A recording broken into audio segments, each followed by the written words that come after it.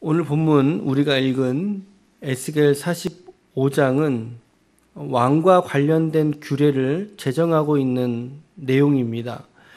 백성은 왕을 위해서 토지와 그리고 세금을 드려야 하고, 군주는 왕이죠. 왕은 공평과 정의로서 자신에게 맡겨진 양들을, 백성들을 다스리면서 각종 제사의 예물들을 제공해야 하는 그러한 책임과 의무에 대해서 기록하고 있는 오늘 말씀을 우리가 함께 읽었습니다.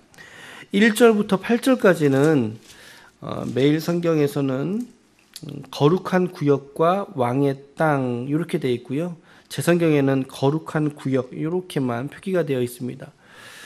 이스라엘이 자신들의 기업들을 나누게 되면서 지금 가장 먼저 하고 있는 일이 뭐예요? 바로 성전을 머물게 될 장소를 구별해 떼놓는 것입니다. 거룩하게 할지니라, 이 말은 구별할지니라 그 말이에요. 거룩이라는 말이 구별이라는 말하고 그 의미가 같다고 말씀을 드렸죠.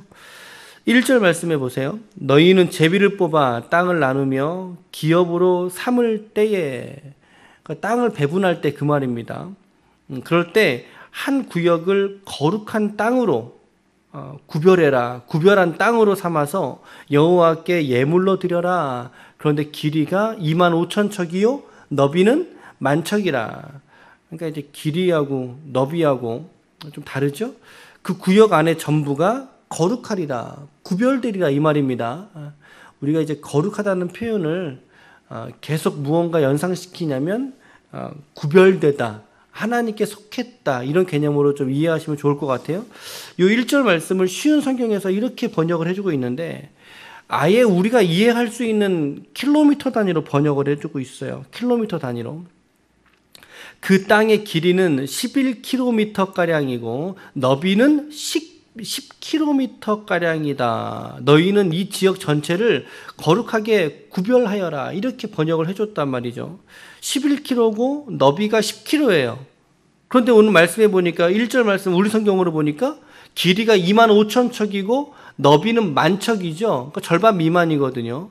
그러니까 이게 좀 번역이 다르게 되어 있는데, 여러분 성경에 보면은 이 10,000척이다 거기에 가로 1번에 하고 추가 설명되어 있는 부분은 없습니까? 그렇죠. 70인 역본에는 20,000척이다 이렇게 좀 기록들이, 서술들이 조금 차이점이 있습니다. 쉬운 성경에서는 70인역 역본을 따르고 번역을 한 거죠. 그래서 길이가 11km고 너비는 10km가량의 약간 정사각형보다 조금 적은, 조금 틀어진 그런 모양이겠죠. 2절 말씀에 제가 쉬운 성경으로 계속 읽어드려 볼게요. 그 가운데에서 길이가 250m, 너비로 250m 되는 정사각형 땅은 성전이 들어설 자리이며, 그 둘레 사방으로 너비가 25m 되는 땅은 그대로 남겨두어라. 근데 우리 성경에는 어떻게 되어 있어요? 사방에 쉰척으로 전원이 되게 하되 이렇게 되어 있죠.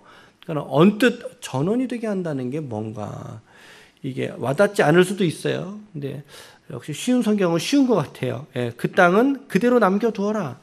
에스겔이 앞서 보았던 성전의 길이하고 지금 미터가 같아요. 지금 측량한 길이가 같아요. 3절 말씀에 그 거룩한 구역 가운데에 길이가 11km, 너비가 5km 되는 땅을 따로 재어서 가장 거룩한 곳인 성소가 들어설 자리로 남겨두어라. 이렇게 쉬운 성경으로 제가 읽어드렸어요. 중요한 메시지는 뭐죠? 성전이 그 땅의 중심이 되게 하라는 거예요. 가운데 있게 하라는 거죠. 여기서 지금 이야기하고 있는 뭐 몇 척이다 이런 거 있잖아요. 이런 위치나 길이나 치수, 이거 우리가 지금 쓰고 있지도 않은 단위이기도 할 뿐더러 이게 몇 킬로입니까? 라고 하나님이 우리에게 시험 문제로 내실 리가 없어요. 그것이 중요한 것이 아니고, 하지만 2절과 3절 말씀에 여러분 잘 보세요. 잘 보시면 같은 단어가 반복되고 있는 걸 보게 되는데, 어떤 단어가 반복되고 있어요? 가운데라고 하는 단어가 반복이 되고 있습니다. 가운데. 이것은 성전과 성소라고 하는 것이 이스라엘이 살아야 할 그 땅의 중심부에 위치하고 있고, 그것은 다른 말로 그들의 삶의 무게, 그들의 생활의 중심이 바로 하나님의 성전이 되어야 된다라고 하는 것을 의미한다라고 저는 묵상을 해보게 됩니다. 그런 생각을 해보게 돼요. 여러분, 우리가 신앙생활하면서 중요한 게 있어요. 그건 바로 성전 중심의 신앙이 되셔야 한다라고 하는 거죠. 그렇죠? 성전 중심의 신앙. 어제도 제가 주일 예배 때 말씀을 드렸지만 지금 우리가 코로나 때문에 거진 2달 넘게 주일날 모이지 못하잖아요. 이게 얼마나 안타까운 일인지 모르겠어요. 성전 중심의 신앙이 참 유익한 신앙의 모습이거든요. 우리 어르신들도 그랬고 또 우리들도 그렇고 우리의 자녀들에게 물려줄 아주 좋은 유산이 바로 성전 중심의 유산이에요. 이게 편리를 따라서 지금 부득이하기 때문에 온라인을 하고 있긴 하지만 또 부득이 나오지 못하는 지체들을 위해서 섬기고 있긴 하지만 그러나 우리의 마음은 어디를 향해서? 하나님의 성전을 향해서 주님께서 우리에게 주신 교회를 향해서 우리의 마음을 둘 수 있어야 된다라고 하는 거죠. 어떤 사람은 이런 얘기 하잖아요. 눈에 보이는 성전의 의미가 이제는 의미 없다 라고 극단적으로 이야기할 수 있어요. 또 말씀해 보면은 너희가 성령이 거하시는 전인 줄을 알지 못하느냐. 예, 맞아요. 성전은 이제 구체적으로 우리 개인의 마음과 우리의 심령을 하나님의 성전으로 구별을 하셨어요. 하지만 그 성전들이 모여서 이렇게 성전되게 하신 우리의 교회가 있지 않습니까?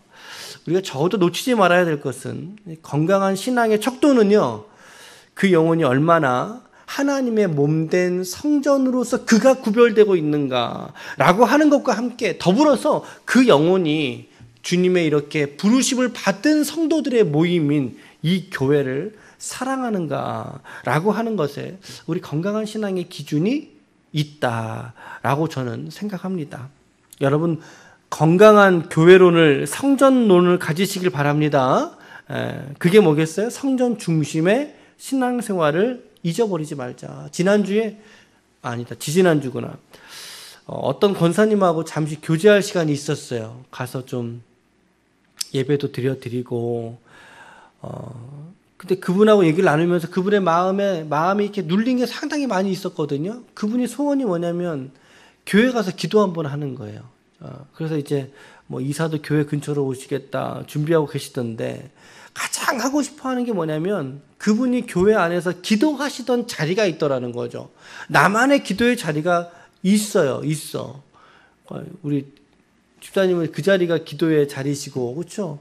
저는 이 자리가 기도의 자리시고, 또 우리 신집사님, 우리 조용인 권사님, 정군상 성도님, 각자들이 이 새벽의 제단에, 그리고 여러분들이 성전에 나와서 주일날 예배에 앉아서 드리시는 기도의 자리가 있지 않습니까? 그 자리를 사모하는 것이 우리가 하나님께 가져야 될, 우리 교회를 향해서 가져야 될 어떠한 애정의, 기도의 헌신의 모습이다라고 하는 거죠. 그런 이야기 나누면서 그래, 우리가 저런 성전 중심의 신앙생활 우리가 본받아야 되겠다 이런 생각하게 됩니다.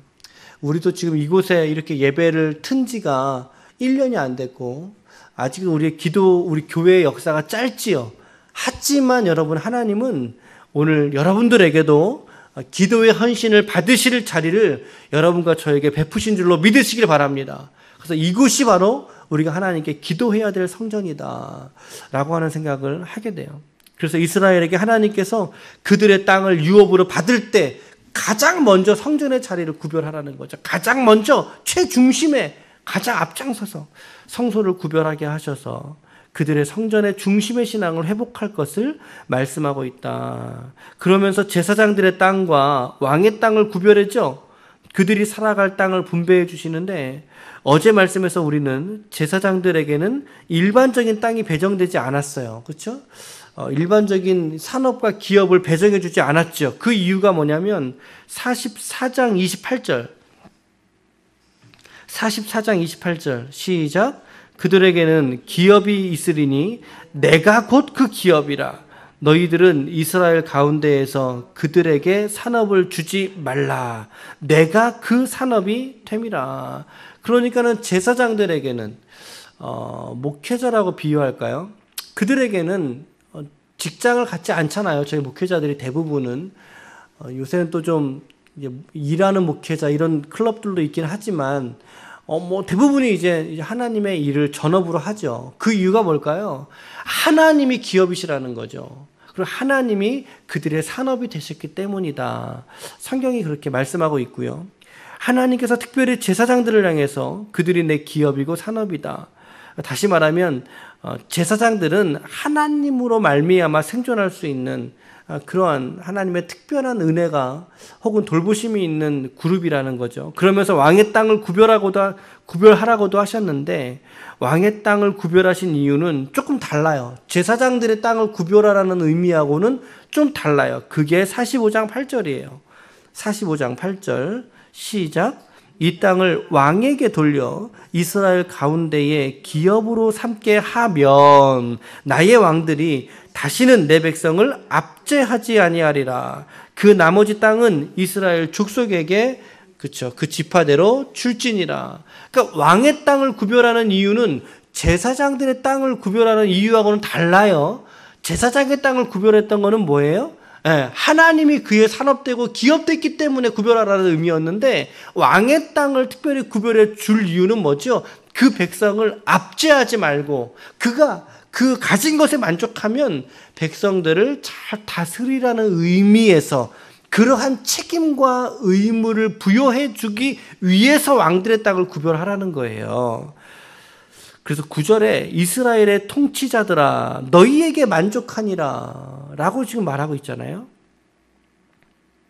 그들에게 요구되는 통치자들에게 요구되는 기본적인 정치 태도가 있어요. 오늘 말씀에 보니까 오늘 말씀에 9절 하반절 보세요. 9절 하반절에 너희는 포악과 겁탈을 제거하여 버리고 무엇과 무엇으로? 정의와 공의를 행해라 이렇게 말하고 정의와 공의를 행하며 내 백성에게 속여서 빼앗는 것을 그칠지니라 주 여호와의 말씀이니라. 10절 제가 이어 읽어볼게요. 너희는 공평한 저울과 공정한 에바와 공정한 밭을 쓸지니. 여기서 에바는요 마른 것을 재는 단위고 밭은 액체를 재는 단위인데 둘이 같은 단위예요. 같은 수준의 단위예요. 근데 이것을 공평한 저울로 달아 쓰라는 거죠.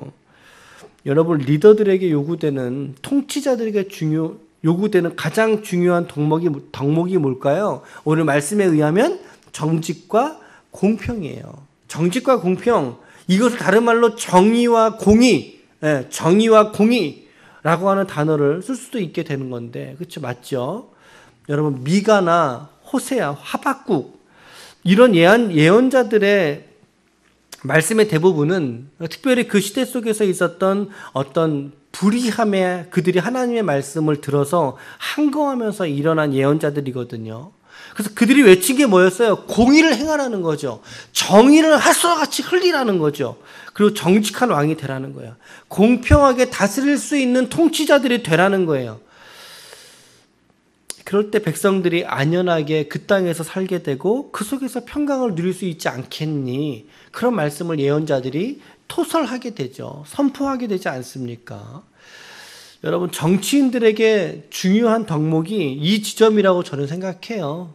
오늘 이 시대의 현대판 정치인들 정직과 공평한 사람이 어떤 책임 있는 자리에 선출되는 과정을 우리가 겪잖아요. 그게 민주주의고 그게 선거를 통해서 이루어지지 않습니까? 우리가 좌우간에 어떠한 이념을 떠나서 어찌됐든 선출이 되어서 백성들을 그들이 귀하게 섬길 줄 아는 그러한 정치를 좀 해줬으면 좋겠다. 그들 스스로가 가진 기득권을 차지하고 그것을 유지하기 위해서 말을 바꾸고 거짓말하지 말고. 여러분 우리 믿는 자들이요 정치인들을 위해서 기도해야 될 사명을 하나님이 우리들에게는 배나 허락하여 주셨다라고 저는 생각해요. 사실 보세요. 이 말씀을 누가 읽어요? 우리가 읽잖아요. 믿는 자들이 읽어서 믿는 자들이 이 땅의 통치자들을 위해서 기도하라고 말씀하신 거 아닙니까? 이 말씀이. 그러니까 우리에게는 일반 사람들이 보다 더 배나 더 이 땅의 민족을 향해서 국가를 향해서 기도할 책임이 바로 우리들에게 있다라는 거죠. 여러분 교회 안에서는 오직 예수당밖에 없는 줄 믿습니다. 예, 아멘, 아멘. 우리 예수 안에서 하나예요. 아멘이죠. 오늘 말씀에도 보세요. 통치자들에게 하시는 말씀 아닙니까? 그러니까 우리가 믿는 자답게 이 나라의 통치자들을 위해서 기도해야 될 사명이 우리에게는 있다. 속이는 저울이 아니라 그들이 공평한 저울로 합당하게 소득을 취하고 그리고 그 소득에서 하나님께 귀하게 드리고 바치기를 즐거워하는 이러한 복된 믿음이 되시기를 축복합니다.